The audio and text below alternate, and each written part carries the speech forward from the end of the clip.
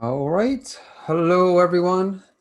How's everyone doing on this Saturday? I hope everyone can hear me. And feel free to let me know where you're Zooming from or if you're on I'm sorry, I'm live streaming to YouTube today. So if you're on YouTube, let me know where you're tuning in from. And all right, I'm getting a warning on YouTube. Hopefully it streams okay for the duration. I think we're good now, but all right. So anyway, thanks again for joining me on this Saturday afternoon, or if you're, depending where you are, it might be Saturday evening, another time, but either way, thanks for joining me. And all right, so this Monday, before we dive into a brief presentation and questions, we're having a 5-day hyperthyroid healing diet challenge. And a big reason why I've been doing these chats just leading up to this challenge. So this is the last hyperthyroid chat up until this. There'll be others in the future, but starting Monday, again for 5 straight days, there will be a daily lesson, 10 to 20 minutes in duration. I think one of the lessons I think is like just barely over 20 minutes, like 20 less than 21 minutes, but like 20 minutes and a few seconds. But otherwise, everything else is between 10 and 20 minutes. And the goal is to give you, not to overwhelm you with information, but give you information that you could take action on. And then I'll also be doing some live calls here. So yeah, and also feel free to let me know for those who might be already signed up for the challenge, in the, again, the Zoom chat or on YouTube. But let's see, having some technical difficulties here. Advance into the next slide. There we go. All right, so every day, again, Monday through Friday, February 1st through February 5th, you'll be getting a pre-recorded lesson. So it really doesn't make a difference where you are, whether you're in the United States or Europe or Australia. You can watch that at your convenience. And then daily, there's going to be live calls on Zoom into the Facebook group. There's a new Facebook group, and I'll talk about that in a minute. So just like today, we're live streaming from Zoom to YouTube, but makes sense to do it into the Facebook group since a lot of the action will take place in the Facebook group. And you don't have to be on Facebook to participate in this challenge. Once you sign up, you'll get on the email list where you'll receive the daily email. So the pre-recorded lessons are not in Facebook, and the live calls, again, will be on both Zoom and Facebook. So if you absolutely don't want to be on Facebook, that's not a problem. Some people will set up a temporary profile on Facebook just so they could engage with others and take advantage of the prizes or participate to try to win a prize, which I'll also talk about shortly. But every day there'll be a live call.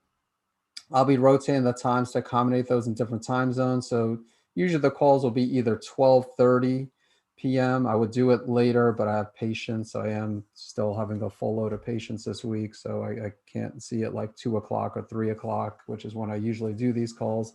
So it'll be a little bit earlier at 12:30. Then I'll also have ones in the evening, 8:30 p.m. Eastern time.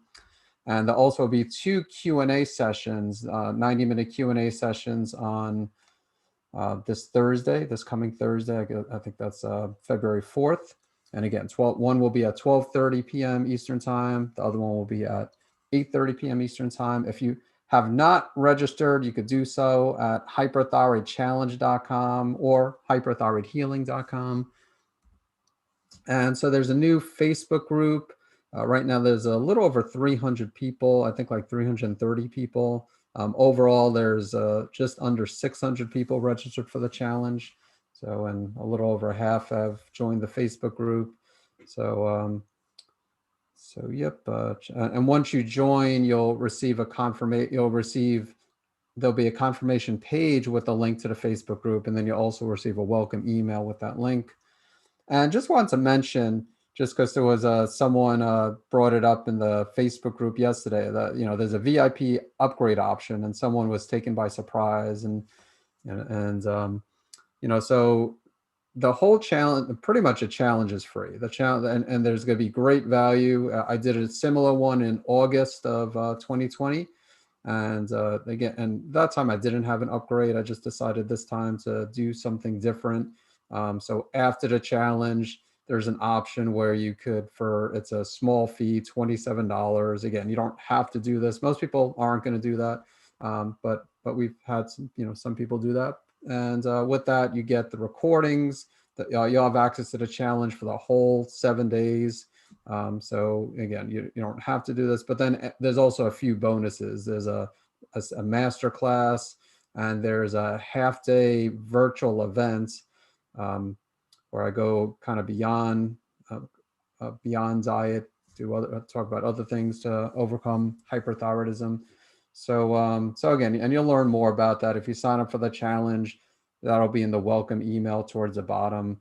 So again, just wanted to let you know, because someone in the Facebook group was kind of surprised about that. But anyway, so you know, like I said, the challenge itself though is free, and my goal with the challenges are always to over deliver. Just so if all you do is the challenge, that is fine.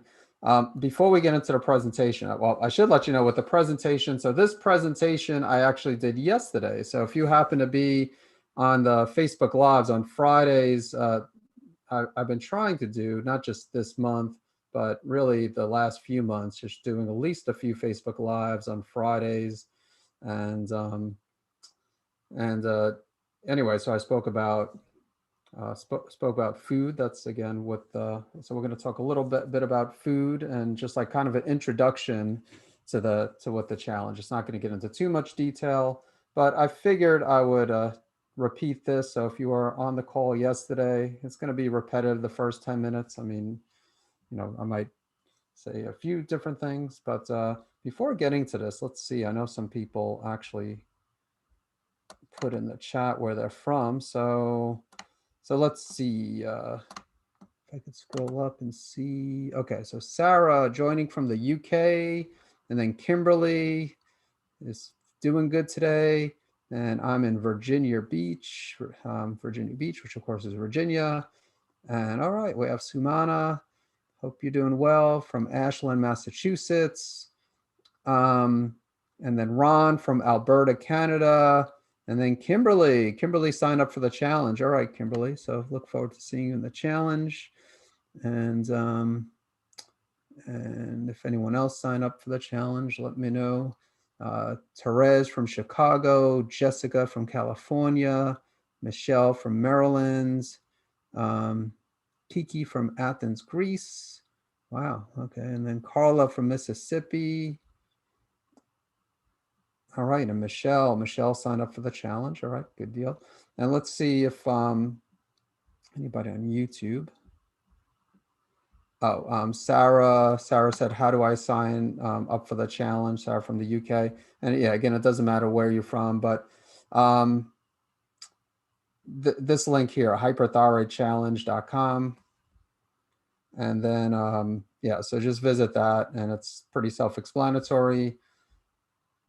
And let's see, and someone else from the UK signed up for the challenge. And let's see, we do have some people watching on YouTube, but nobody has commented. At least I don't think so. But a few people have liked the video, which I appreciate. Thank you for doing that. So, all right, I think that's all in the chat for Zoom. And like I said, nobody yet has commented on YouTube, but all right, so what role does food play, you know, when it comes to hyperthyroidism? You know, really, when it comes to overall health, obviously food provides the nutrients we need to thrive and survive. And certain nutrients are important for thyroid health. I'm not going to get into detail. And honestly, that probably plays more of a role with hypothyroidism. So because if someone's deficient in some of the, like tyrosine, amino acid, or, you know, the controversial iodine, which we're going to talk about. I'll talk more about iodine during the challenge, because there is a lot of controversy with that, but yeah. So let's go, talk about like tyrosine, for example, amino acid. If someone is deficient in tyrosine, potentially they could develop hypothyroidism, but then nutrients are also important to support the immune system. And, so, people know this because of what happened in 2020 and what's still happening, with the virus. People went out and, they got vitamin C and zinc and, some people selenium, and, some people were taking those nutrients before everything that happened. And then nutrients are important to support the liver, detoxification pathways. One important one is iron. Iron, when we think of iron, a lot of people think of anemia. Like if you're deficient in iron, you're going to be anemic, potentially. Not everybody who's deficient in iron is anemic, but that, of course can happen. But iron is also important for the CYP450 enzymes that play a role in phase 1 detoxification. So if you're deficient in iron, that could also affect detoxification, as can other nutrients. The nutrients are important to support the adrenals. Again, vitamin C, the B vitamins, and mitochondria are very nutrient dependent as well, like CoQ10 and riboflavin, which is B2. I mean, there's a lot of different vitamins, a lot of different nutrients, I should say. Fatty acids, essential fatty acids. All right, and then so nutrients again affect pretty much everywhere. This is definitely not all inclusive. We got the thyroid. We got that plays a big role in the immune system, the liver, the adrenals, mitochondria, gastrointestinal tract, the eyes. There's nutrients important for eye health, for brain health, for the health of the hair, skin, nails. Again, there's definitely more than the slide.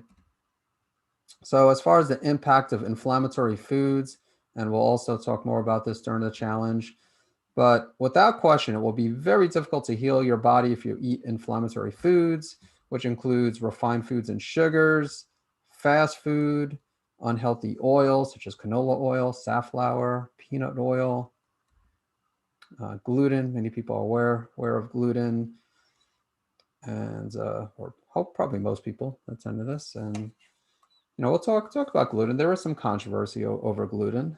As far as for some people, there's no controversy, but for others, we'll say that maybe gluten's not really as big of a problem as other people think. So we'll talk about that. Same with dairy. Dairy definitely has some health benefits. And, I've been in remission from Graves since 2009. I can't say that I never have dairy. I don't have it regularly. Growing up, I used to drink cow's milk all the time. I definitely don't do that. And I'm not a big yogurt person, but, I'll have sometimes some butter. And if I do have, let's say, gluten-free pizza, typically won't be dairy-free. I will have mozzarella cheese. And again, for those who are trying to restore their health, I definitely would not recommend pizza, even gluten-free and dairy-free pizza. And when I was in with Graves, I didn't eat those foods, but just being upfront, I can't say I've just eaten whole foods and nothing else, for the last 11 years. Again, we'll talk more about grains. There is some controversy over, I mean, even some vegetarian diets, which we'll talk about also. If you're vegan, vegetarian, we'll talk about this during the challenge. But, there even are some diets more suitable for vegetarians, which will still recommend to avoid grains, nightshades. I mean, the truth is these could be problematic, like without question, refined foods and sugars, fast food, unhealthy oils, and in my opinion, gluten really in everybody could be problematic. Dairy, grains, nightshades. I think it depends on the person. There are people who do well with dairy, and of course the quality, the form, like organic. There's raw milk, raw dairy. There's milk from a goat or sheep. So not all dairy is created equal. And then of course there's grain. Some grains are gluten free, and some grains are not gluten free. But even again, there's controversy if they're not gluten free, but if they're organic and sprouted, and nightshades, can be inflammatory due to the compounds. And nightshades, for those who are not familiar, just because when I did it yesterday, I assumed everybody knew what nightshades were, but there was one person who asked what's the nightshade. And so nightshades include tomatoes, eggplant, white potatoes, peppers. So from a food basis, also ashwagandha, which I like ashwagandha a lot, but it is a member of the nightshade family. All right, so I think this is the last slide. Can you reverse your hyperthyroidism through diet alone? All right, so definitely food can be a trigger. And again, we'll be talking about food triggers during the challenge.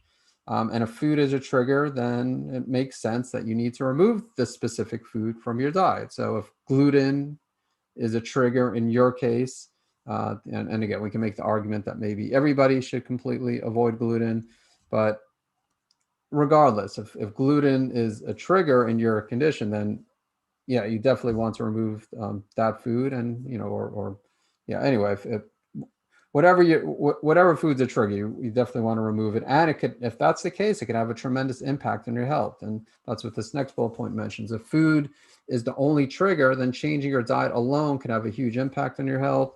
That being said, there could be other triggers, and it's also very common to have multiple triggers. So, for example, someone maybe gluten is a trigger, but they also have a gut infection such as H. pylori, and so they might eliminate gluten completely and maybe don't feel much better, or maybe they do feel better, but still not quite right. Again, depends on the person, and it could be because there are other triggers present. In this case, with where I mentioned the gut infection, they have to address that trigger. But that being said, you need to address the basics. So even if you have multiple triggers, you want to do as much as you can through diet, through food. And even if food isn't a trigger, certain foods can have a negative impact on the gut. So that's where, like, getting back to the previous slide where I talk about potentially inflammatory foods, like, again, nightshades. Nightshades might not be, like tomatoes might not be a trigger, but can potentially cause inflammation, can potentially affect gut healing. And same thing with grains as well. So they could be more harsh on the gut. But again, we will talk about all of this during the free 5-day hyperthyroid healing diet. So again, this is how you register, and I'm gonna keep the slide up for those who trickle in late. But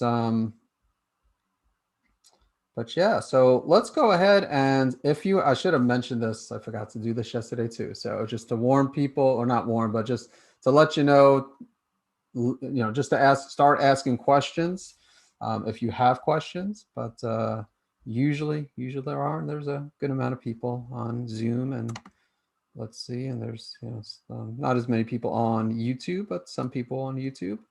But that's usually the case. Is almost always more people on Zoom than whether I'm streaming to YouTube or Facebook.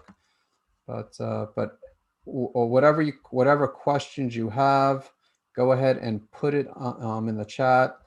And I'm not going to stay on I'm definitely willing to stay on until 3. I don't want to stay on too late. And it's not that I don't want to stay on. It's just that I have still a lot to do with the challenge on Monday. I'm not fully prepared, but I did want to make an appearance because I didn't make an appearance last Saturday.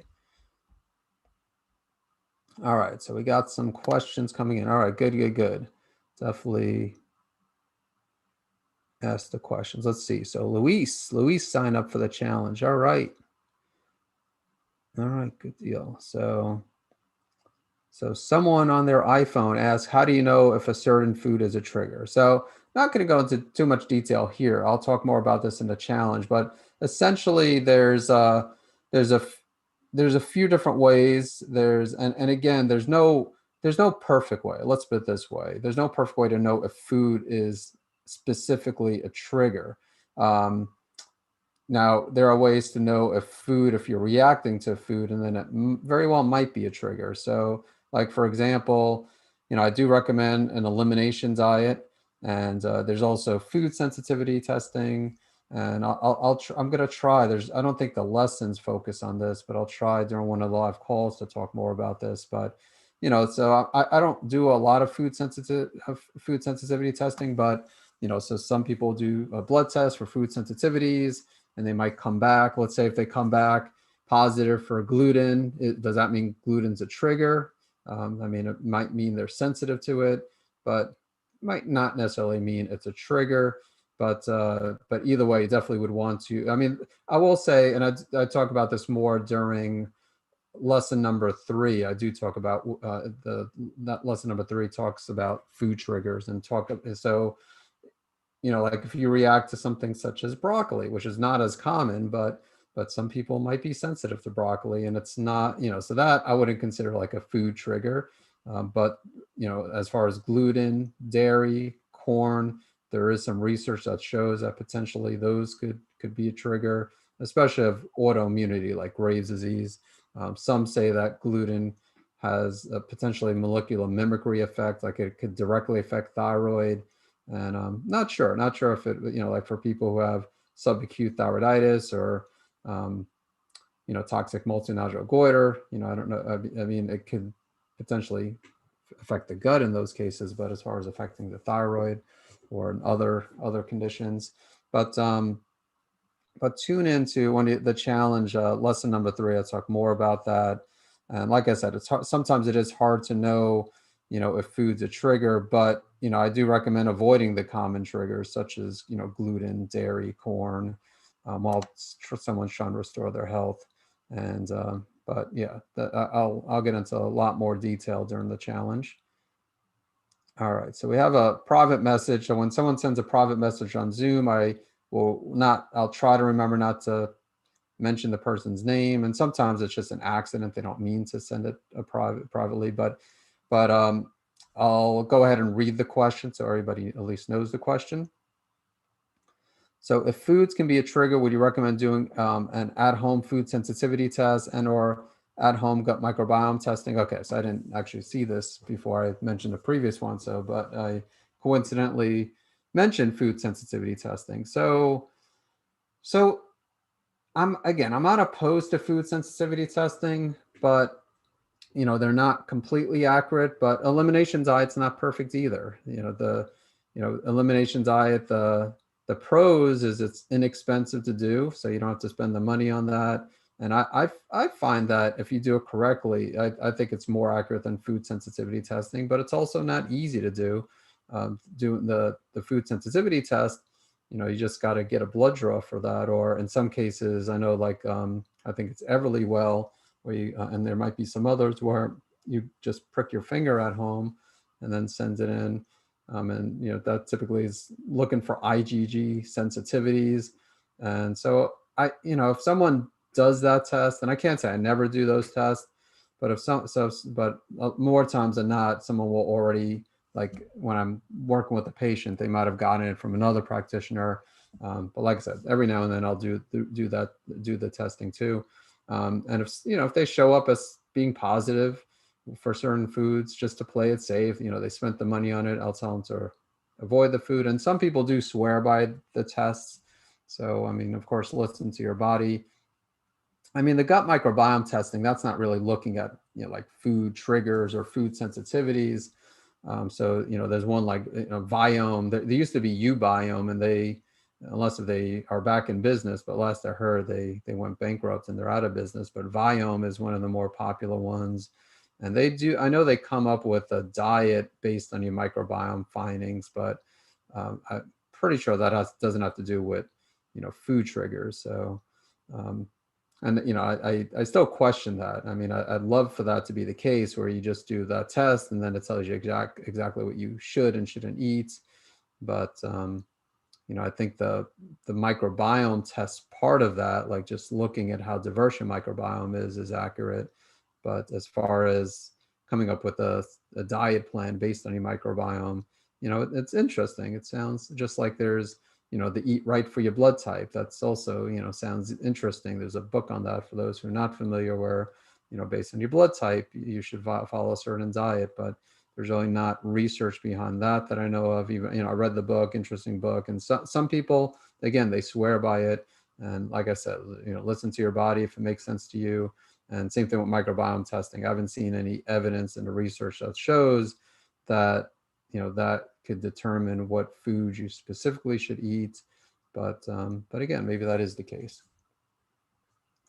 So Linda asked, what about hand tremors? Is there a way to avoid? So Linda, assuming it's due to the hyperthyroidism, which, I mean, that was the case with me when I dealt with hyperthyroidism back in 2008, 2009.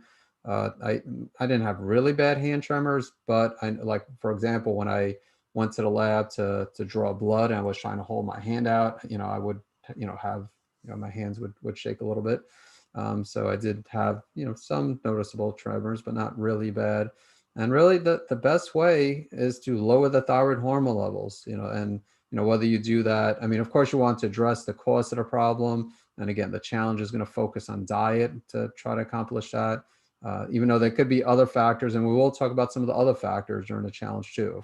It's named Hyperthyroid Healing Diet because most of it will focus on diet, but I will, talk a little bit about other things too, other factors too. But so we want to address the cause of the problem, but then, temporarily, some people will take antithyroid medication or antithyroid herbs. So I personally did not take the medication. I took the herb bugleweed, but a lot of my patients do take antithyroid meds such as methimazole, PTU. Not as many take PTU, but some will take PTU. If you live outside the United States, like in the UK, United Kingdom, you might take carbimazole, which converts to methimazole.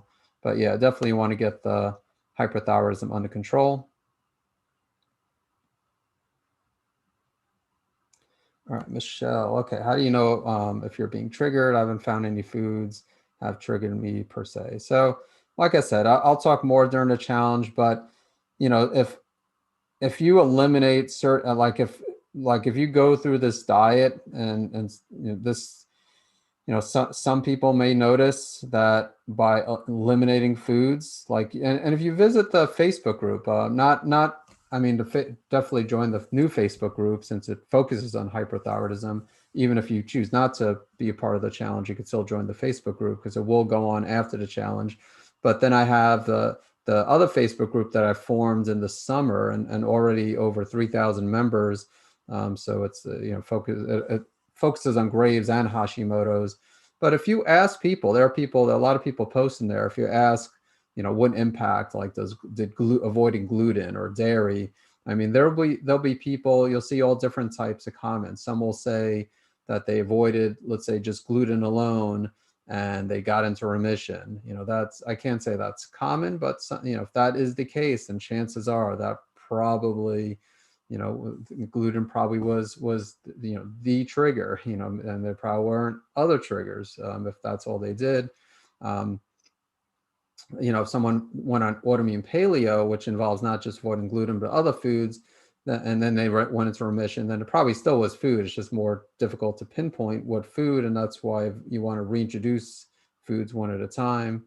And then but if someone's avoiding, let's say if they strictly avoid gluten, or even beyond that, they strictly go paleo or autoimmune paleo, and they really don't feel much different. They don't feel much better, or maybe they feel a little bit better, but their blood test looks similar. If they have Graves, maybe the antibodies are still elevated.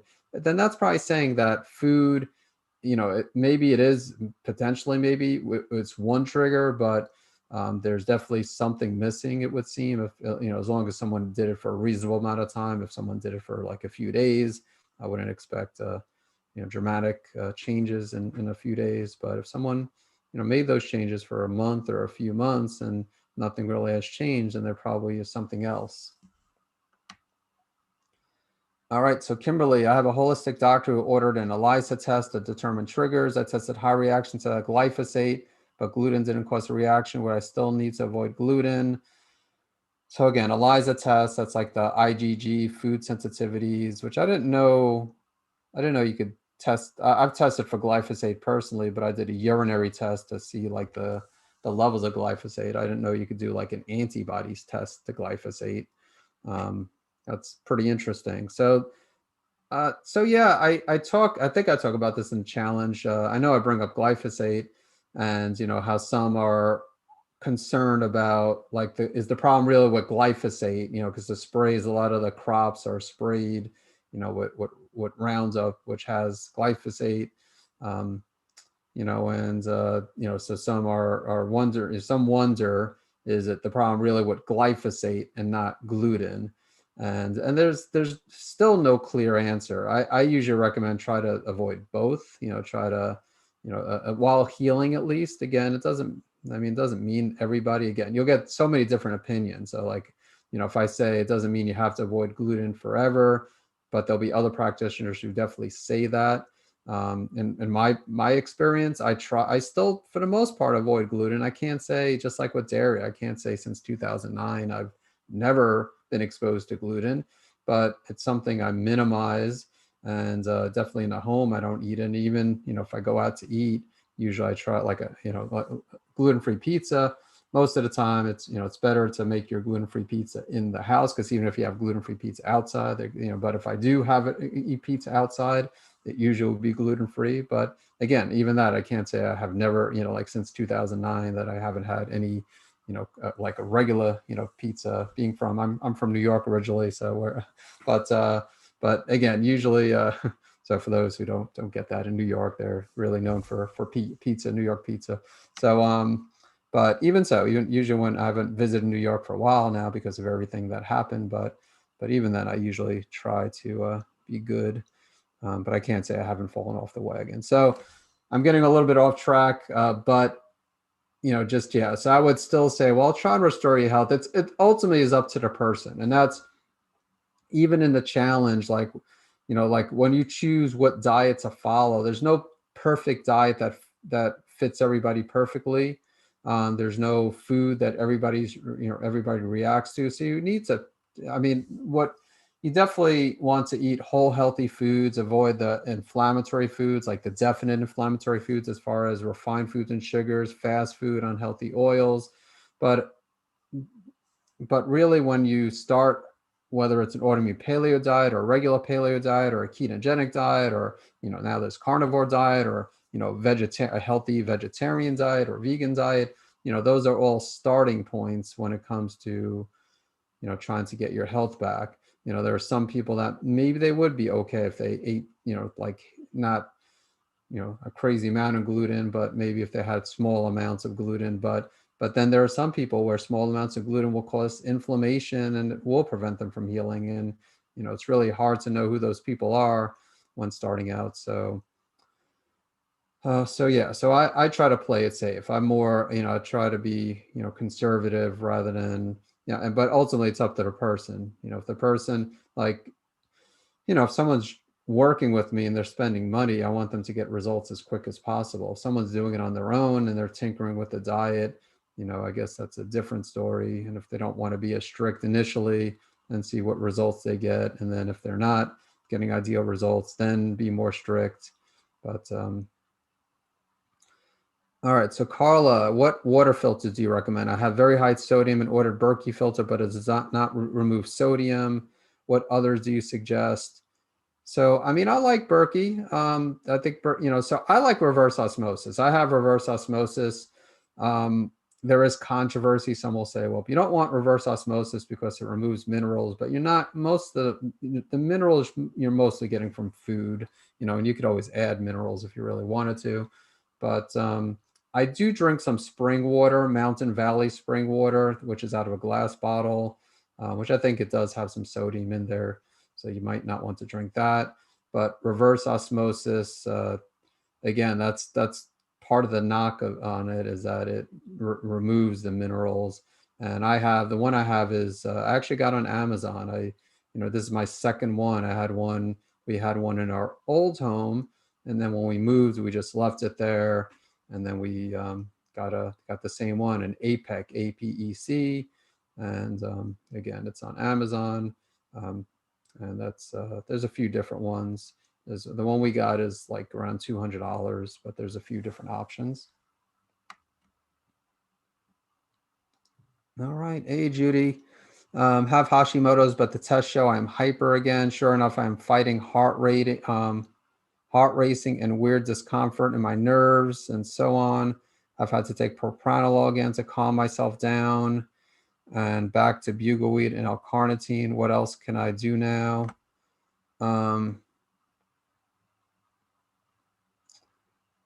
Okay, so So I've had to take propranolol again to calm myself down. I mean, that's probably a good idea if your tests show that you're hyper again. And so, I mean, the beta blocker, I mean, there's obviously from a antithyroid standpoint, I mean, that's, I would focus more on that. But everybody's different. So, meaning that, I think the bugleweed, so there's the option as antithyroid medication or bugleweed. So if someone, can take antithyroid medication, that's an option. But if someone's reacting to antithyroid medication, and that's why some people might take the beta blocker but not take antithyroid meds. So then I would say, yeah, the bugleweed and then L-carnitine. Usually you'd want to take higher doses of L-carnitine, like 2,000 to 4,000 milligrams per day. And then, yeah, so that's, I mean, it sounds like you're doing what you're doing. Another option, if for any, if it seems like the bugleweed and L-carnitine is not, I mean, the propranolol probably will help greatly, with the heart racing. I'm not sure about the weird discomfort in your nerves, but if the bugleweed and L-carnitine, if they don't help lower thyroid hormone levels, then something like cholestyramine. There's low LDN, low dose naltrexone, but then there's also cholestyramine. I have articles on my website, and I'm going to talk a little bit about symptom management during the challenge too. It's not going to be a big emphasis, but just because I want people to be safe, try to be safe while trying to restore their health. So, but cholestyramine, you might want to check out the article I wrote on my website.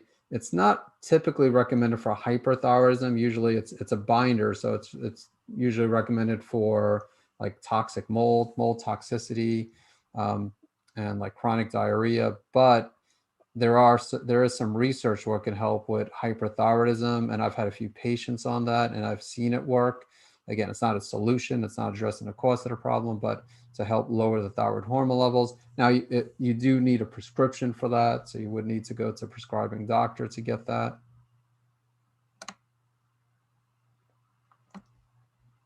All right, let's see. Let me just make sure. All right, so LaShonda has toxic I'm looking at YouTube. So there's a comment on YouTube about LaShonda. I have toxic multinodular goiter, no Graves. All right, so yeah, so toxic multinodular goiter, usually problems with estrogen metabolism and or insulin resistance. I wrote an article on toxic multinodular goiter. So that was last year, I think it was last May. So yeah, I would check that out. And I will talk about that a little bit during the challenge too. The challenge, again, I purposely called it hyperthyroid healing, and didn't talk about like Graves, specifically Graves, just because I'm not going to just, I mean, most people who have hyperthyroidism have Graves, but, I do work with people who have toxic multinodular goiter, and every now and then I'll have someone with subacute thyroiditis. Not as common because most of the time that will self-resolve, but that being said, you also want to address the cause, which is viral induced. So you still want to focus on immune system health. All right, so Sumina, I was able to heal from Graves, hyperthyroidism, and reduce my TSI to less than 89 all throughout pregnancy. Not sure if it's due to stress or sleepless nights with the newborn. I'm having a relapse of hyperthyroidism. So is it possible to heal easily again once having a relapse? Yeah, I mean, I don't want to say easily, but definitely if someone relapses, then we could get them back, or they could, when I say we, it doesn't mean just me. Like if I'm working with the patient, then yeah, but if you're anyway, so yeah, it is possible to heal again, to get back into remission. And I don't know if I would say it would be an easy process. It depends on the person. It might, some people, like if you just recently were in remission, again, like, before pregnancy and throughout pregnancy. And then I will say, though, this is important to mention. I don't know if your TSI is positive, but it's very common after pregnancy to or not common like most women, but there's what's called postpartum thyroiditis and Hashi toxicosis. So if you have, in addition to TSI antibodies, if you have elevated thyroid peroxidase antibodies and or elevated anti-thyroglobulin antibodies, then the problem might not be Graves. It might be Hashi toxicosis, postpartum thyroiditis, and that's where you have the antibodies for Hashimoto's, and immune system is damaging thyroid gland, and then thyroid hormone gets released into the bloodstream, and the person becomes hyper. Not only do I feel hyper, but on a blood test, it'll show up as hyperthyroidism, but it's due to those other antibodies. And so if this happened after pregnancy, after giving birth, then it might be this. This very well might be the problem. So, and look, check out on my website, because again, I won't talk much about this during the challenge, but on my website, I do have an article I have a few articles on, one on Hashi toxicosis and then one on postpartum thyroiditis. So definitely take a look at those, because it might be that, even if history of Graves, a lot of people with Graves have those other antibodies too. All right, so let me take a quick sip of water.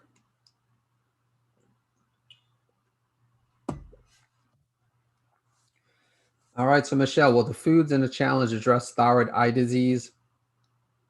So thyroid eye disease, that's when the immune system attacks the tissues of the eyes, and that's associated with Graves' disease. So the diet, yes, it is for those with Graves' disease, it's going to benefit for. So if you have thyroid eye disease, it will help out as well.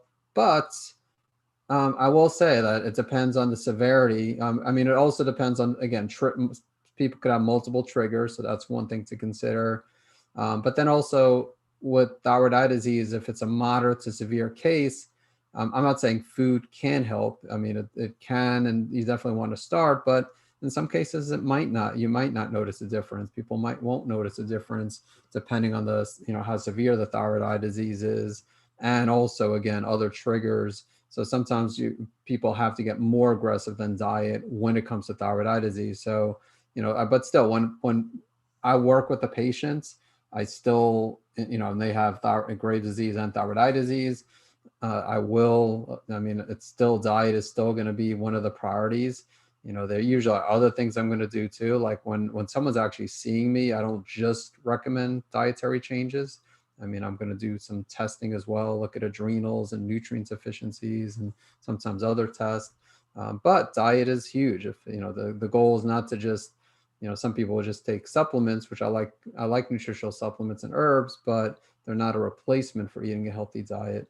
So, but yeah, by participating in the challenge, which I know you said earlier that you joined, it can potentially benefit the thyroid eye disease, because it will help those with Graves' disease. But it depends on, like I said, depends on the severity, and of course it depends. You have other triggers. So.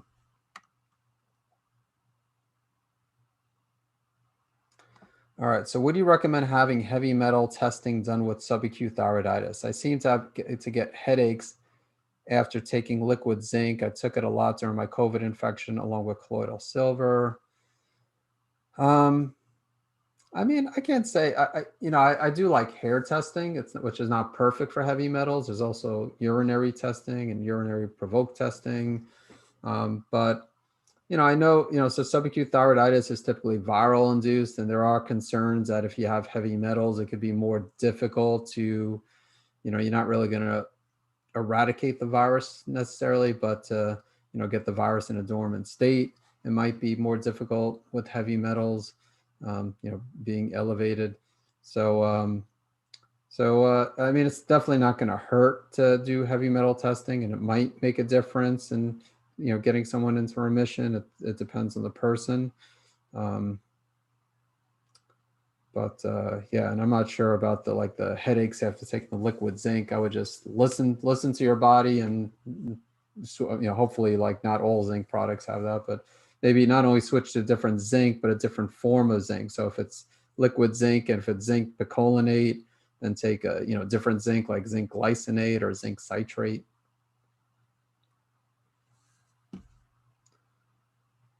All right, so Judy, is too much sodium in food a trigger? It could be. Actually, I will, again, this will be brought up during the challenge, but there is evidence. There's evidence about, and there's a well-known practitioner that's recently been talking about iodine and the impact of iodine, like in the food, affecting thyroid, more so with Hashimoto's, but even maybe, Graves. But one thing, like a lot of the foods he mentions are also high in sodium.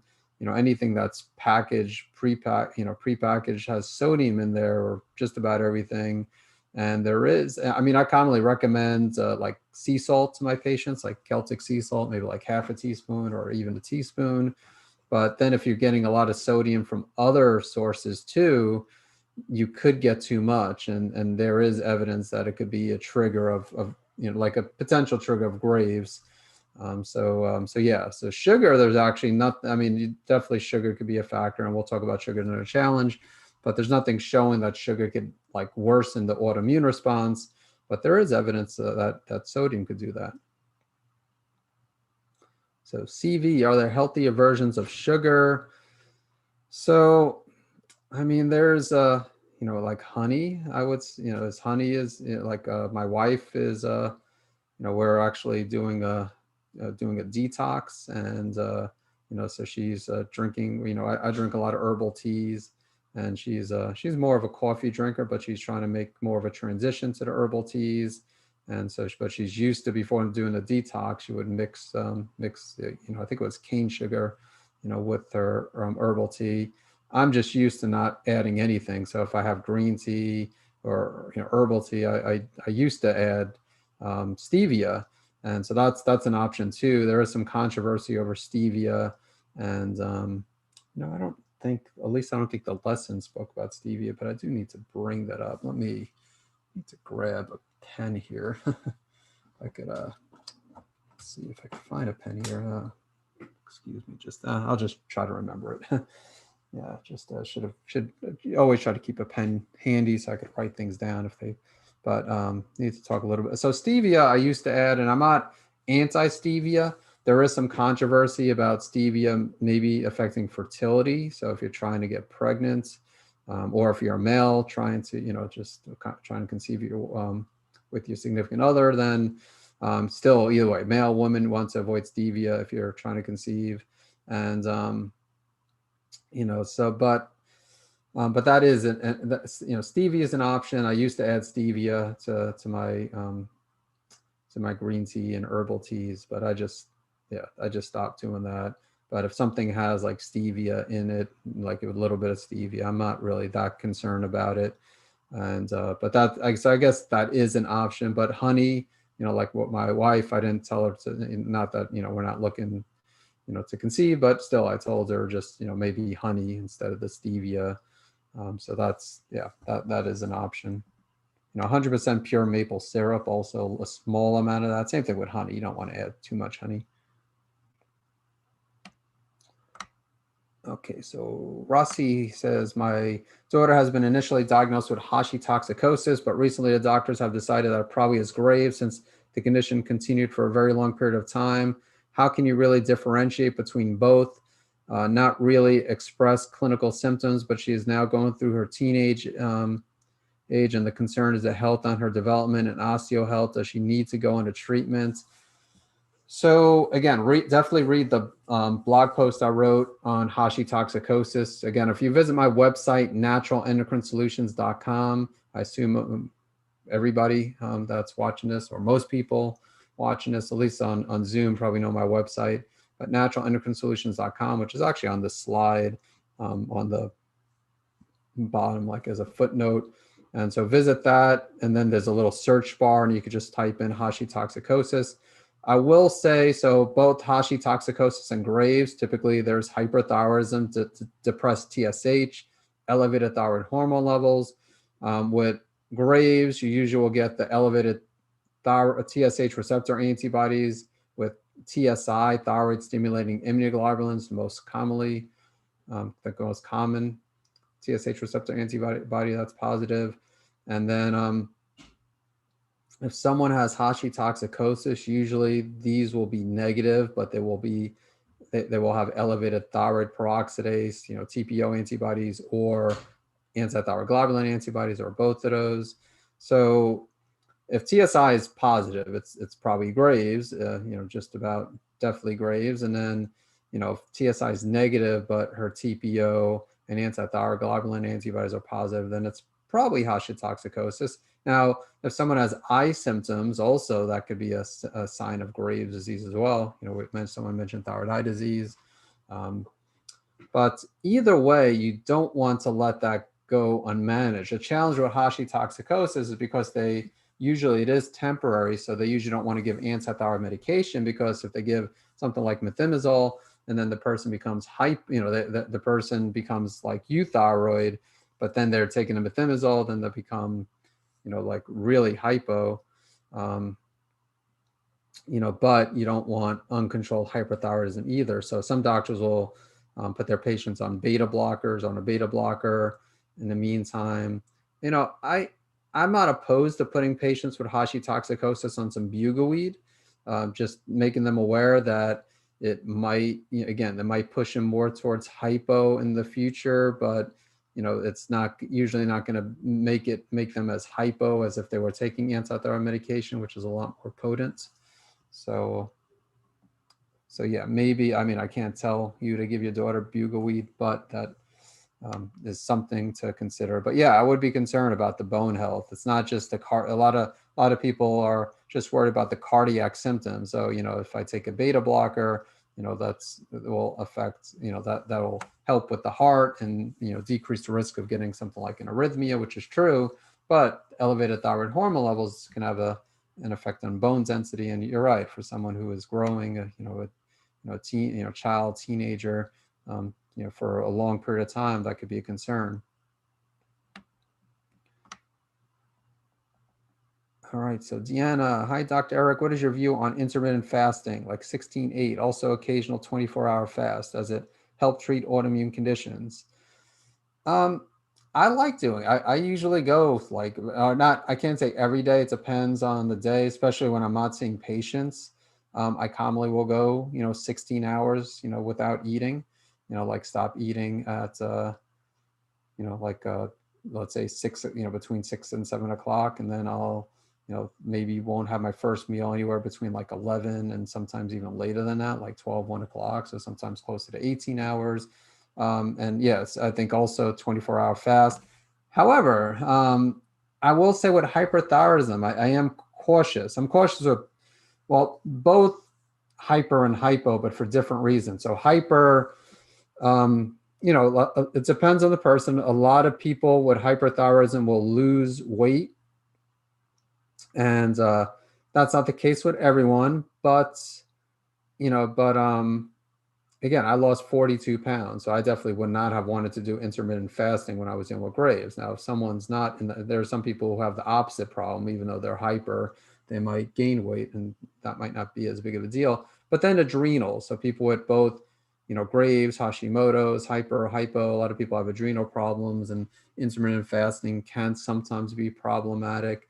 So yeah, as far as it help treating autoimmune conditions, yeah, I know there's there's the fasting mimicking diet, and I think they talk about where it might help with autoimmunity.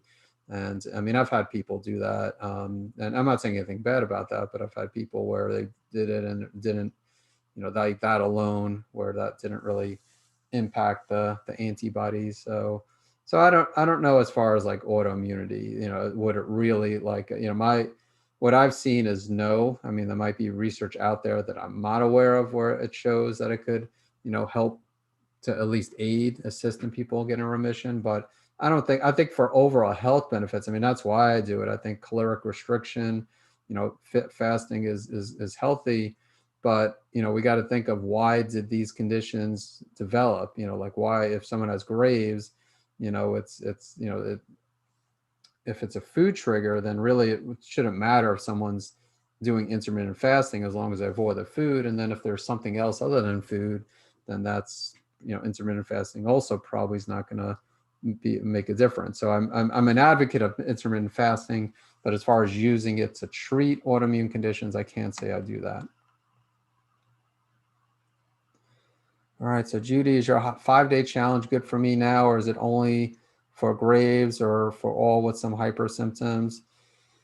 I mean, the truth is that probably a lot. I mean, even though there are specifics for hyperthyroidism.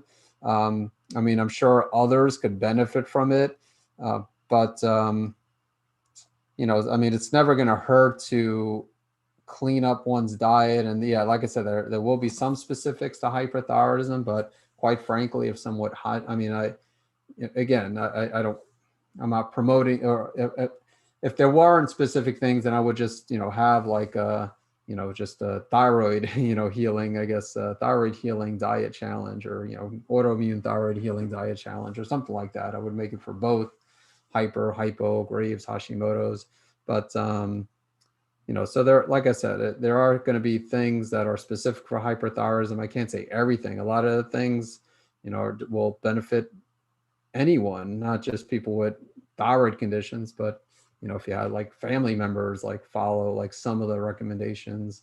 So yeah, I mean, I would say it might be worth just checking out. I mean, it's free, so it's not going to hurt to to sign up, get the lessons delivered, and again, I'll have daily calls from Zoom to Facebook. For those who can't make, because again, I'm rotating times, so I know a lot of people won't be able to attend all the calls, and so they will be recorded as well, and you'll have a full week to view everything. And all right, so let's see. I want to make sure. I want to try to get to everybody at least one. At least I want to get to at least once. All right, so Tara said join challenge and Facebook group. Thank you. You are very welcome. All right, so Kiki, I don't think you asked the questions. I think you just introduced yourself earlier. So let me get to you. I'll try to get to other questions. I don't know if I'm going to be able to get to everybody's question. My guess is no, but that's why I'm having the challenge. I'll definitely take advantage of the challenge. So Kiki, I've been diagnosed with Graves and Hashimoto's in the past, but was in remission until recently. I'm hyper, but my TSI is normal. Thyroid stimulating immunoglobulins is normal. Is that usual? I would say it's not well, I mean, for Graves, it's not usual. So my question is, I mean, could it be like a false negative TSI? Yeah, I mean, it's possible, but it could be something else. So what else could cause hyperthyroidism? So subacute thyroiditis can cause hyperthyroidism, which is virus induced. And, it could be, as far as what viruses, there are different viruses, and even COVID. I mean, not to say you have COVID, but, I guess you might know, or might not know if you were sick, but I would say probably most people do, but some cases it could be pretty mild. But anyway, I wrote an article in September talk about updates to coronavirus 19 and thyroid health, and there is research showing that COVID can cause subacute thyroiditis associated with hyperthyroidism. So, but there could be other viruses such as cytomegalovirus. So, and then Hashi Toxicosis. Someone mentioned that earlier. So some people do have Hashi Toxicosis where, if you have elevated, you still have elevated TPO and or antithyroglobulin antibodies, and you're hyper, very well might be Hashi Toxicosis. All right, so private message, is there a link with menopause and hyperthyroidism? Maybe. I mean, hormones could definitely, definitely the opposite, like hyperthyroidism could affect hormones. It could shorten cycles. It can cause like early menopause, or what seems like early menopause. Sometimes like it'll stop someone from cycling. Usually it's not causing, in most cases, not causing early menopause, but it could cause someone to stop cycling for a number of months. Many times they'll begin cycling again. Menopause, sometimes there does seem to be association where when someone's in menopause, maybe they'll, like hyperthyroidism will develop. So possibly, but I think there are other factors. I think the same thing like with postpartum thyroiditis. It's not really a trigger like that, because that's with postpartum thyroiditis, you give birth and, there's different, hormone fluctuations. But the truth is, it wasn't the birth process. It wasn't that process that caused, the person to have postpartum thyroiditis. They had auto antibodies prior to that. And that was kind of the straw that broke the camel's back. So that, in some cases of menopause, that could be the factor too. There could be other things that were going on. Maybe they were dealing with a lot of stress, or maybe, another type of trigger, but then, they hit menopause and the hormone fluctuations kind of was the straw that broke the camel's back, and they developed, Graves, or maybe even a different type of hyperthyroidism. All right, so Kathy, I don't know if I answered a question from you, so unfortunately, I can't remember everybody, so I'll assume that you haven't. And so I have a multinodular thyroid with antibodies. Thyroid blood tests are normal, yet they say I have Graves antibodies. If my TSH, T4, and T3 are normal, why is it called Graves antibodies and not Hashimoto's? I also have thyroid eye disease. It depends on the antibodies. If it's TSI, thyroid stimulating immunoglobulins, then those are the Graves antibodies. If it's the, a lot of people with Graves also have TPO antibodies, thyroid peroxidase antibodies, but those are more closely associated with Hashimoto's. So if you have those and or anti-thyroid globulin antibodies, then it's more closer than it's the Hashimoto's antibodies. But if you're having thyroid eye disease, there's a very small percentage of people with Hashimoto's who get thyroid eye disease, but it's typically associated with Graves. So yeah, so as far as why is it called Graves antibodies, I mean, I'm not sure. I'd have to see the antibodies, but if it's TSI that's positive, then that's why. If it's negative, I'm not sure why they would call it, other than maybe because if you have the thyroid eye disease, and which is associated with Graves. All right, Michelle, you are welcome. All right, so private message, and I think this person didn't ask a question. So and I'm gonna go like 13 minutes. I'm gonna call, I know I said 3 o'clock, so I'll go into 3:15. Again, I don't think even then I'll get to all questions, but I would just sign up for the challenge. There'll be opportunities every day with a lot. I'll be doing calls like this with different topics, and then Q&A, and then there'll be 2 longer Q&As just dedicated to Q&As, no presentations next Thursday. So a combined 3 hours worth of Q&A between the morning, or not morning, the 12:30 p.m. Eastern call and the 8:30 p.m. Eastern call. But this person asked, are there specific supplements you recommend to start with other than selenium? Also, I'm currently in remission. Recommendations on how to stay there. Is it a combination of diet, exercise, and supplements that help stay there? I mean, initially, I do not give a lot of supplement recommendations, but once I do testing, I will give, again, I try not to overload people with supplements, but, and some people just take a lot of supplements on their own, but initially I will give, like a probiotic, omega-3 fatty acid, such as a fish oil if someone's not a vegan, vegetarian. Symptom management wise, if someone's not taking anti-thyroid medication, something like bugleweed, for example, maybe motherwort. If someone's low in vitamin D, of course, we'll recommend vitamin D.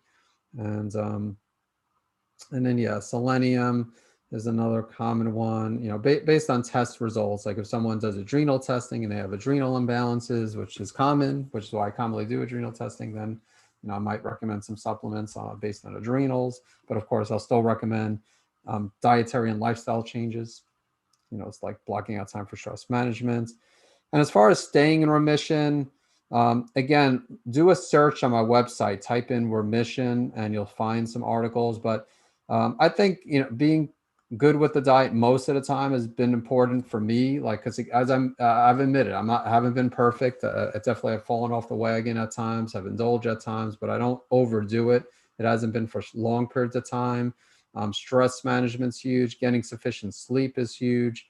And one thing I do regularly is do things to reduce my toxic load, like do, detoxes where, I'm not only eating clean and plenty of vegetables, which I try to do regularly, even when I'm not detoxing, just vegetables to support detoxification. But then, then I do, well, when I'm doing a detox, I will support it with supplements too, support my liver and other areas. And then I do sauna, infrared sauna, usually twice per week, sometimes 3 days per week. So eventually my goal is to do it 3 days a week. It's just, again, it's, what I'm pretty active, like I exercise regularly, block out time for stress management, get enough sleep. So there's only so many hours in a day. So I'd like to do like a third or even a fourth day of sauna, like 3 or 4 days. But right now I do twice per week of sauna. Um, and now I will say I've been doing that since I forget if it was 2014, 2015. So it's been like 5-6+ years. And I've been in remission since 2009. So I can't say the sauna was essential as staying in remission, or maybe it was, but like those first few years it wasn't, because for like the 5 years after I didn't do sauna therapy. But again, I've been doing that now for 5 or 6 years. I forget when I got my sauna, was 2014 or 2015. And someone also asked, could selenium supplements trigger hyperthyroidism? As far as I know, it can't. I mean, selenium toxicity is a concern, but even then, I've not heard about selenium triggering hyperthyroidism.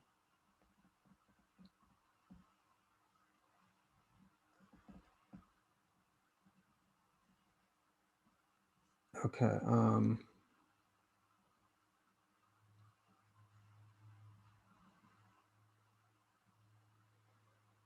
right. So a few new people who I have not answered questions. I'm going to take a quick sip of water again. I'm going to go about another 9 minutes and then call it a day.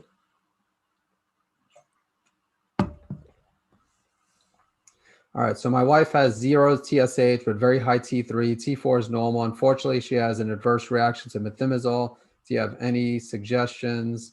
So I will say again, I didn't take antithyroid medication, so I'm not trying to push your wife towards antithyroid medication, because again, I didn't do it.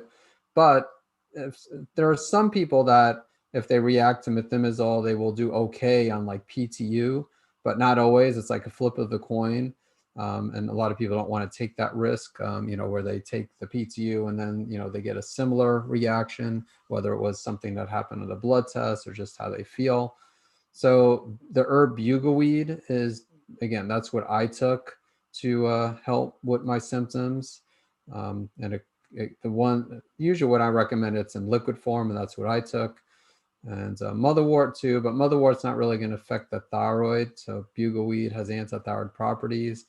Higher doses of L-carnitine, like 2,000 to 4,000 milligrams per day, also can potentially help. But I do find bugleweed to be more effective. So that's probably like if a patient comes to me and if they're if they're unable to take methimazole and have elevated, let's say same case where it's T3 that's elevated, then yeah, I would recommend bugleweed. And I mentioned cholestyramine earlier, which is requires a prescription. So if you want more information on that, definitely visit my website. All right, and then Marta says, hello, Dr. Eric, what supplements do you recommend for adrenal problems? My cortisol is high, I have Graves. I mean, for high cortisol, I typically will recommend, even though it's a nightshade, a member of the nightshade family, I do like ashwagandha for high cortisol. Phosphatidylserine also is really good for high cortisol. And then Relora, Relora. So those are some natural agents for higher cortisol. I had lower cortisol when I dealt with Graves. So I took licorice root, which is really good. You just got to be, if someone has low cortisol, you want to be careful because it could also raise blood pressure. So if someone has hypertension, like if a patient of mine has hypertension with low cortisol levels, I do not recommend licorice root. All right, is there a link between Graves and thyroid eye disease? So yeah, definitely. Graves, with the immune system with Graves, it attacks the TSH receptors of the thyroid, and then with thyroid eye disease, the immune system attacks the tissues of the eyes. Okay, and Michelle, Deanna, you are welcome. All right, so Taras, who just joined the challenge. Can hyperthyroidism or Graves' disease affect mental health? Potentially, I mean, it could definitely affect cognition and cause anxiety. I mean, you probably see more with hypothyroidism, like brain fog, but and same thing with depression. But hyperthyroidism could not only cause anxiety, but depression and cognition. So yeah, there is a possibility. All right. So Kimberly, thank you for the info. You are welcome. Kiki, thank you very much. So let's see, there's one private message for someone who didn't ask a question, so I'll get to that. Judy, would this be a good time to start LDN now? I have it right here. I mean, maybe. I mean, if someone's unable to take like anti-thyroid medication and, they're dealing with hyperthyroidism, LDN doesn't always work. It it modulates the immune system, but it is hit or miss. So it is something, but if someone can't take anti-thyroid medication, and if like bugleweed and L-carnitine is not helping, then there's L-carnitine and there's LDN and cholestyramine. So cholestyramine, maybe that might be a better option if it's hyperthyroidism and if it's not like Hashi Toxicosis where it's temporary. But the benefit of LDN is if someone has Graves or Hashimoto's, it's fine to take it with either one of those. But like I said, it is more hit or miss. All right. So this question again, from again, I won't mention her name because it's was sent to me as a private message. But she said, I was diagnosed in September with Graves. My free T3 and free T4 came into range quickly with a low dose of methimazole. My TSH is up only from less than 0.01 to 0.01. How long should it take for TSH to come into range? I mean, it could take a number of months, and you want usually both T3 and T4 need to be well within the range. Like if they're on the higher side, then the TSH will remain low. But as long as free T3 and free T4 continue to decrease, eventually TSH should normalize. TSH is a pituitary hormone. So I don't get as concerned, but of course, eventually I want to see that normalize. Most cases, a few months. I mean, in some cases, it will be like 6 months or longer. That's not the norm, but there are some people where it does take that long. And again, if thyroid hormone levels are looking good, and as long as they're not like you don't see a pattern where they're like slowly increasing, then and if that's the case, that definitely would prevent, or a real good chance that would prevent the TSH from increasing. Marta, can you name the second supplement you mentioned apart from ashwagandha for the adrenal for high cortisol? So yeah, the first one was ashwagandha. Second one was phosphatidylserine, and then the third one Relora. All right, I'm gonna go like another 2 minutes, but there was a question on YouTube, very general question, but so Loretta, you asked, hi, Dr. Eric, what causes Graves' disease? So again, that's a very broad question, but there is what's called the triad of autoimmunity. And for not just Graves, but other autoimmune conditions, for them to develop, you need a genetic predisposition, which you can't change, but there are other factors, the other two factors you can change, you can modify, but you do need some genetics apparently. And then exposure to one or more environmental triggers. So again, next week we'll be talking about food, but there could be other triggers. And we talk about other things other than food a little bit, mostly talk about diet though.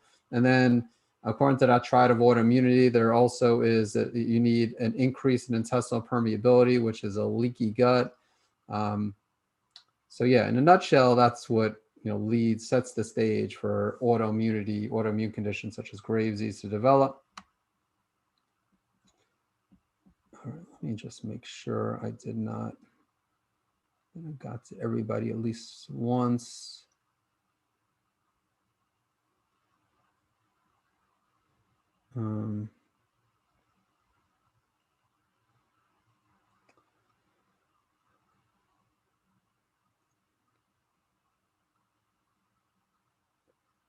Okay, Michelle says I like agave as a sweetener. The problem with agave is high, like it works real well as a sweetener, but higher insulin, like an insulin response. I think it was Dr. Mark Hyman, who's well known in the functional medicine world. He's a medical doctor that practices functional medicine, and he's written a few books on blood sugar. And I think it was him who made me aware of agave, just because I one time I was also using agave as a sweetener, but really, yeah, you usually don't. I mean, it probably won't be the end of the world if someone has healthy blood sugar levels, but yeah, he does not recommend it. So you might want to do a search, like, go under your favorite search engine and do a search for Dr. Mark Hyman and agave. And I'm not 100% sure, you might have to read his books, but you might find an article or so on that. So.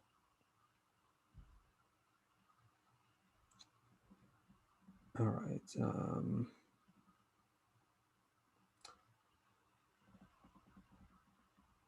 All right. So this is I'll make this the last question. It's 3:15, but I'll do one more. My thyroid panels have been normal during the last 2 testing. I also tested negative for antibodies on the TSI and TPO test. I am currently diagnosed with subacute thyroiditis. My doctor does not feel running the antithyroglobulin and antibody test is necessary at this time. Would you strongly recommend having this test run? What are your thoughts on having the TRAB, thyrotropin receptor antibody test run? I really don't want any autoimmune disease to be overlooked. I mean, you just said it yourself. So if you don't want it to be overlooked, get it done. If you have to do it on your own, I mean, I don't know if you live in the United States, but you could order the test on your own. They're not cheap tests, but I mean, this shouldn't be like hundreds of dollars. But compared to some other tests, the antibody testing could be a little bit, a little bit more pricey. But yeah, I would say, if you want to double check. I mean, there's a good chance they'll come back negative, but if they do, at least you know that they're negative. But yeah, you never know. They might come back, one or both of them might come back positive. So yeah, I mean, if for me, I guess I probably would want to know at least the thyroglobulin. I don't know if I would do the TRAB. I guess that's a possibility too, like, because TSI is a type of TRAB, but if TSI was negative and they're thinking it's subacute thyroiditis, but again, it's possible, so I would say, it sounds like in your case, for like reassurance, for like peace of mind, it would do a lot of good to get those tests done. So yeah, I would say if your doctor's not willing to do it, to get it on your own. All right, and here,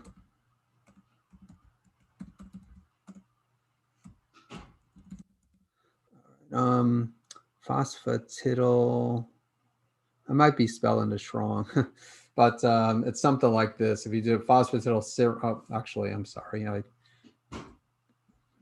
That's a downside of Zoom, when someone sends a private message and then I just try to type it into everybody, but then I ended up. Okay, so phosphatidylserine is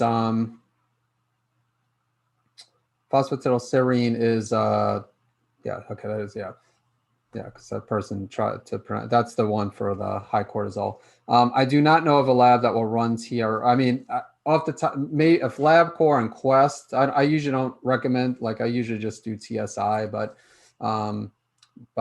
they, Quest Diagnostics or LabCorp would be the ones I look at. If they don't have it, then I'm not sure. I've had patients do it. I just don't pay attention to the lab that that they have, like the lab that they went to.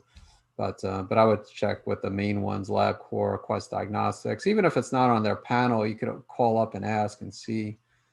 But all right, well, I'm going to go ahead and call it a day, just because, again, I need to do more things for the challenge.